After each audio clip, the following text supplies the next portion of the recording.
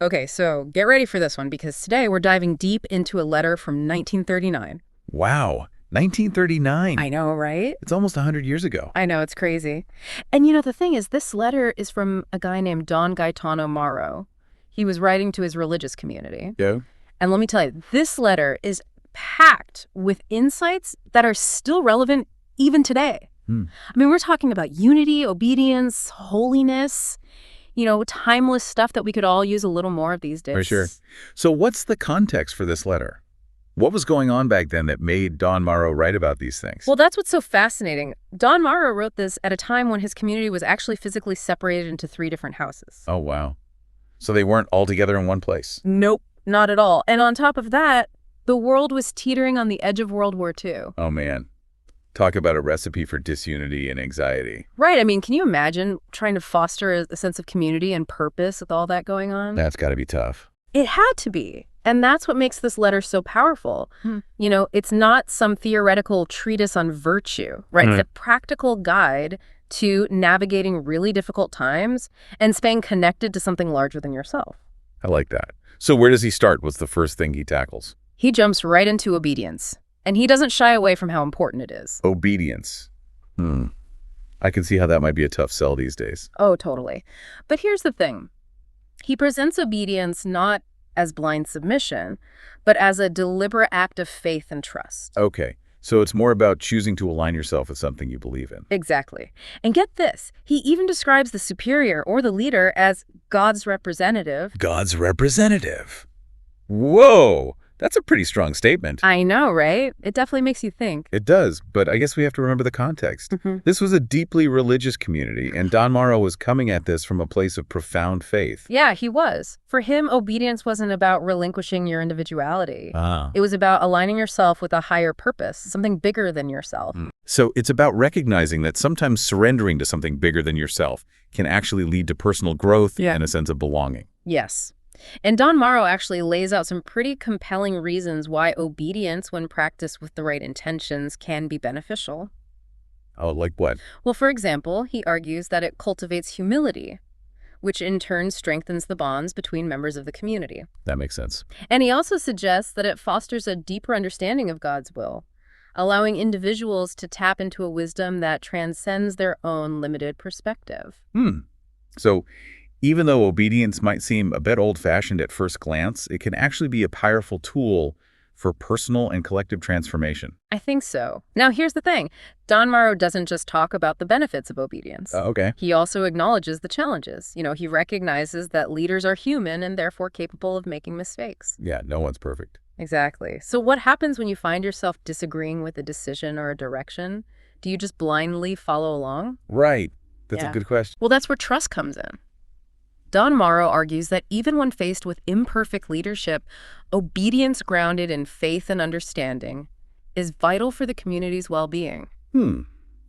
It's about trusting the process, even when you don't agree with everything? Yeah, it's about having faith that the leader, despite their flaws, is ultimately working towards the greater good. That's a tough one. I mean, where do you draw the line between healthy obedience and just blind faith? That's a great question, and I think it's one that Don Morrow would encourage us to wrestle with. Okay. He certainly wasn't advocating for blind obedience or the suppression of individual thought.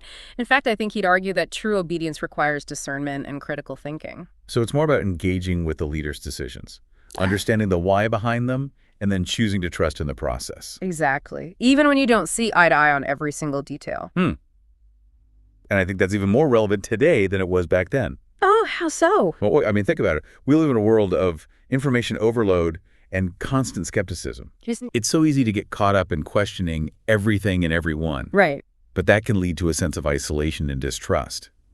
And I think Don Morrow's letter is reminding us that choosing to trust, even when it's difficult, can be a powerful act of faith and a source of strength in uncertain times. I love that. It's a reminder that sometimes the act of choosing to trust is more important than being right all the time. Now, Don Morrow also talks a lot about unity, right? Oh, he does. Yeah. And he uses this incredibly vivid image to illustrate the importance of connection. Okay, tell me more. He describes those who isolate themselves from the community as arid branches, separated from the life-giving source of the vine. Wow, an arid branch. That's powerful. It makes me think of something dried up, cut off from nourishment and growth. Exactly. And I think it's a reminder that true unity goes beyond just physical proximity. It's about shared values, supporting one another, working towards a common goal. It's about being part of something bigger than yourself. Yeah, and it makes you think about all the ways we can feel disconnected in today's world, even when we're surrounded by people. It's true. Like social media, for example. It can be great for staying in touch, but it can also create the sense of isolation and comparison. Oh, totally. And I think that's where Morrow's message really hits home. Yeah. He's reminding us that true connection requires intention and effort. Yeah, it's a choice. It is. It's about actively choosing to engage with others, to build bridges instead of walls, Yeah.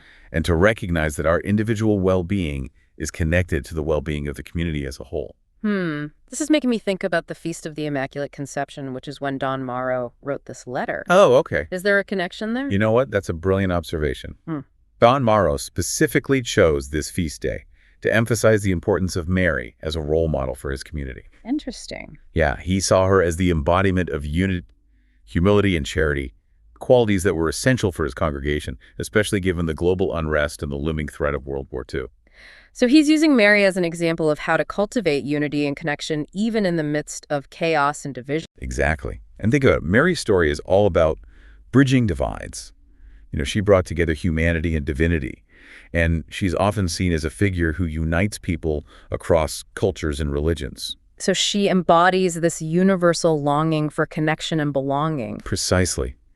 And that's a powerful message, especially in today's world, which often feels increasingly fragmented and polarized. Man, this deep dive is already blowing my mind. Who knew a letter from 1939 could be so relevant to our lives today? It is amazing. And there's more to come. So stay tuned for part 2, where we'll explore how Don Morrow's advice on unity can be applied to the specific challenges we face in the modern world. Sounds good. I'm looking forward to it. Me too. It's going to be good. Yeah. Welcome back. After that last part, my head's still spinning a little bit. Yeah, it's a lot to take in, isn't it? Obedience, unity. It is. But I kind of like it. It's challenging. Makes you think. It does. It really does. So speaking of challenging, let's unpack this whole idea of unity a bit more. Oh. Don Morrow was writing this letter at a time when his community was physically separated. But today, I think we face a whole different set of challenges to connection. Absolutely. I mean, just think about it. Social media, the 24/7 news cycle, we're constantly bombarded with information and opinions. It can be overwhelming. It really can. It's so easy to feel disconnected, even when we're technically more connected than ever before. Yeah, it's like we're drowning in connections but starving for genuine unity. That's a great way to put it. So how does Don Morrow's message speak to this? Like, how can we apply his advice to our modern dilemma? Well, he starts by stressing the importance of shared values. He says that's the foundation for true unity. So it's not enough to just be in the same physical space or even to agree on everything? Nope. What really binds people together is a shared commitment to something larger than themselves, something they can all believe in and work towards together. So it's about finding that common ground, those core principles that transcend our individual differences. Exactly. Okay, I like that. But the thing is, Don Morrow doesn't shy away from the fact that diversity can be challenging. No, he doesn't. And remember, he was writing to a community that was spread across 3 different houses. So even within that group, there were bound to be differences of opinion, personality clashes, all that. Right. And today, those challenges are even more amplified because our communities are so incredibly diverse. Oh, for sure. We have people from all different backgrounds, cultures, religions, political beliefs, all trying to coexist and find common ground. It's a beautiful thing, but it's not always easy. No, it's not. And that's where I think Don Morrow's message is more relevant than ever. He reminds us that true unity isn't about erasing our differences or forcing everyone into a single mold. So it's not about uniformity. Not at all. It's about recognizing the value of those differences and finding ways to harness them for the greater good of the community. I love that. It's about embracing the richness and complexity of diversity. But how do we actually put that into practice? It sounds great in theory, but real life is messy. Oh, it is messy. But Don Morrow gives us some clues. He repeatedly emphasizes the importance of charity. And by that, he doesn't just mean giving money or doing good deeds. He's talking about cultivating an attitude of love, compassion, and understanding towards others. So it's about going deeper than surface-level niceness. Right. It's about actively choosing to see the good in others, even when they're different from us or when they make choices we don't agree with. It's about recognizing that we're all on this journey together. And we each have something unique to offer. And that's not always easy, especially in a world that often encourages us to focus on our differences and to view those who disagree with us as the enemy. Yeah, it takes a conscious effort to resist that urge to divide ourselves into us versus them. And you know what?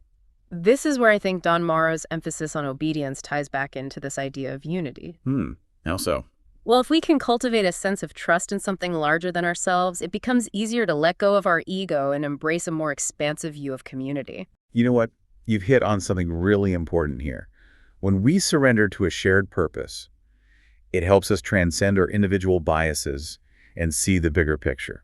It reminds us that we're all part of something larger, and that our differences, when approached with charity and understanding, can actually strengthen the fabric of the community. And I think that's one of the biggest challenges we face today.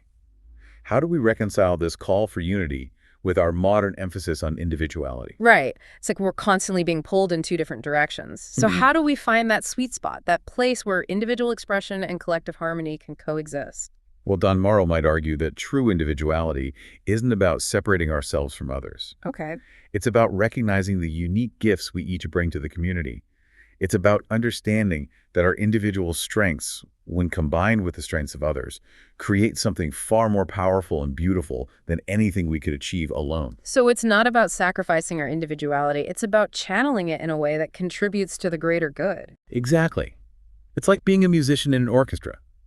You can express your unique talents, but it's within the context of a larger composition, a shared vision. That creates something truly harmonious. I love that analogy. It really speaks to the power of Don Morrow's message.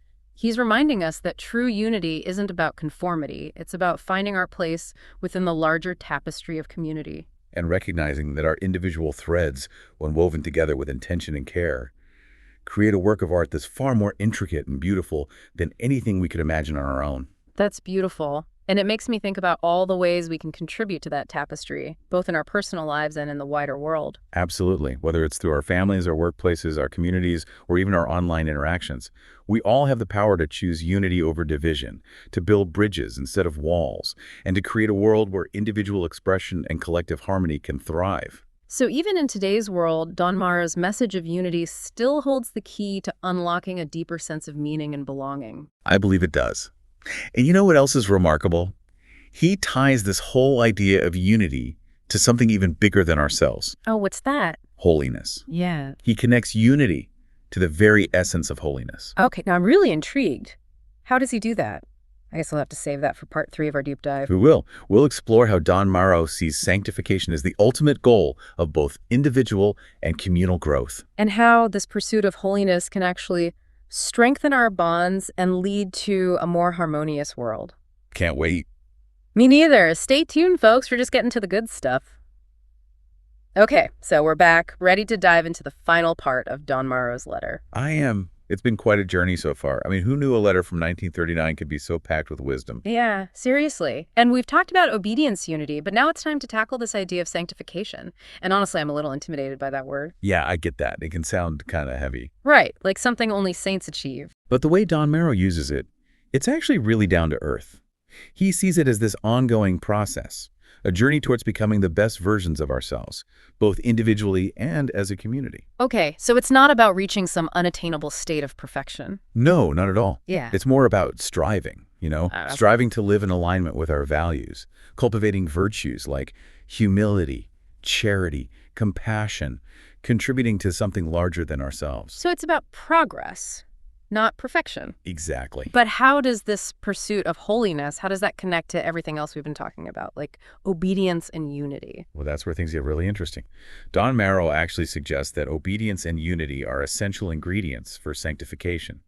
So he's saying that by embracing obedience and unity, we actually create the conditions for personal and collective growth. Exactly. When we choose to trust in something larger than ourselves, when we put the well-being of the community ahead of our own ego, it naturally leads to a more selfless and compassionate way of being. And that creates a fertile ground for spiritual growth. Right? It's like a positive feedback loop. Obedience and unity lead to sanctification, which then strengthens our commitment to obedience and unity and so on. So it keeps building on itself. Yeah. And Don Morrow takes it even further. He suggests that this pursuit of holiness, it's not just about individual transformation. What do you mean? Well, he believes it's about creating a more just and compassionate world.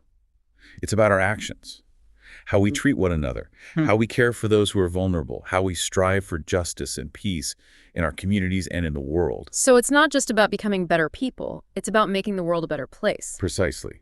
And, Don Merrill was writing this in 1939 with the world on the brink of war. So his message of sanctification wasn't just some abstract ideal. It was a lifeline, a way to find hope and meaning in the midst of chaos. Exactly. And I think that's why his message is still so powerful for us today. We live in a world that's still grappling with so much conflict, injustice, division. It's true. And Don Morrow's letter reminds us that the pursuit of holiness, individually and collectively, it's not just a nice idea. It's an urgent necessity. Wow, I never thought of it like that. It's not just about personal piety. It's about actively working to create a better world, a more just and compassionate world. Exactly. And that's something we can all do, regardless of our beliefs or background. It's about making those daily choices, choosing kindness over judgment, compassion over indifference, unity over division. Well, this has been an incredible deep dive. I feel like we've only just scratched the surface of Don Morrow's wisdom. Me too. It's a letter that you could revisit over and over again and always find something new. So as we wrap up, what's the one key takeaway you hope our listeners will carry with them? I think it's the idea that even in a world that often feels dark and divided, there's always hope. And that hope lies in our willingness to choose unity over division, to cultivate compassion and understanding, and to strive for holiness in our own lives and in the world around us. Beautifully said. And, I think Don Morrow would be thrilled to know that his words are still inspiring people nearly a century after he wrote them. I think so, too. It's a testament to the enduring power of his message. Well, that wraps up our deep dive into Don Gaetano Morrow's 1939 letter. A huge thank you to our expert for all your insights. It's been my pleasure. And of course, to you, our listeners, for joining us on this journey of discovery. We hope you've enjoyed this exploration as much as we have. And remember, keep diving deep, keep questioning, keep seeking out those nuggets of wisdom that illuminate our path and connect us to something larger than ourselves. Until next time, happy exploring.